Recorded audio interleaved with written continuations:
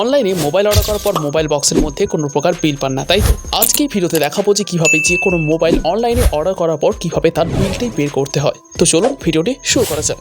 তো এটি করার জন্য আমাদেরকে প্রথমে প্লে স্টোর অ্যাপ্লিকেশনটি ওপেন করে নিতে হবে। প্লে স্টোর অ্যাপ্লিকেশনটি ওপেন হয়ে যাওয়ার পর আমরা সিম্পলি নিচে সার্চ বারে ক্লিক করে দেবো।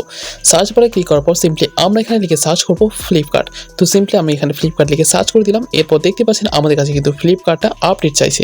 তো সিম্পলি আমরা এখান থেকে ফ্লিপকার্টটা কিন্তু আপডেট করে নেব। ওকে, আমাদের ফ্লিপকার্টে আপডেট হয়ে গেছে। এরপর আমরা ফ্লিপকার্ট অ্যাপ্লিকেশনটিকে ওপেন করে নেব। তো আমাদের ফ্লিপকার্ট অ্যাপ্লিকেশনটি ওপেন হচ্ছে। তো এটি ওপেন হয়ে যাওয়ার পর আপনার নিচে দেখতে পাচ্ছেন অ্যাকাউন্ট, জাস্ট আমরা এই অ্যাকাউন্টে এখানে ক্লিক করবো। এরপর উপরে দেখতে পাচ্ছেন অর্ডার্স, তো আমাদের অর্ডার্স এখানে ক্লিক করে দিতে হবে। তো আমি অর্ডার্স এখানে ক্লিক করে দিলাম। তো এরপর দেখতে পাচ্ছেন আমরা যা অর্ডার করেছিলাম সব কিন্তু আমাদের এখানে দেখিয়ে দিচ্ছে। তো দেখতে পাচ্ছেন আমি কিন্তু 8ই সেপ্টেম্বর আমি একটা মোবাইল অর্ডার করেছিলাম।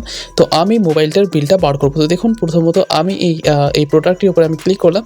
তো জাস্ট আমি মোবাইলের উপরে একবার ট্যাপ করে দেবো। জাস্ট আমি এর উপরে একবার ট্যাপ করে দিলাম। এরপর একটু লোড নেওয়ার পর দেখতে পাচ্ছেন এমন একটি ইন্টারফেস চলে এসেছে। এরপর নিচে দেখতে পাচ্ছেন ইনভয়েস ডাউনলোড। তো আমাদের ইনভয়েস ডাউনলোড এটাতে ক্লিক করতে হবে। এখানে আমরা যখনই ক্লিক করবো আমাদের কিন্তু বিলটি ডাউনলোড হয়ে যাবে। সো ফ্রেন্ডস, আশা করি আপনারা বুঝতে পেরেছেন যে কিভাবে আপনার ফ্লিপকার্টের যে কোনো প্রোডাক্টের বিল বার করবেন। সো ফ্রেন্ডস, আশা করি ভিডিওটি ভালো লেগেছে। যদি ভিডিওটি ভালো লাগে অবশ্যই ভিডিওতে লাইক করবেন এবং এমনই ভিডিও পেতে আমাদের চ্যানেলটিকে সাবস্ক্রাইব করে আমাদের পাশেই থাকবেন। তো আজকে ভিডিওটা এখানে শেষ করছি। দেখা হচ্ছে এমনই কোনো হেল্পফুল ভিডিওতে।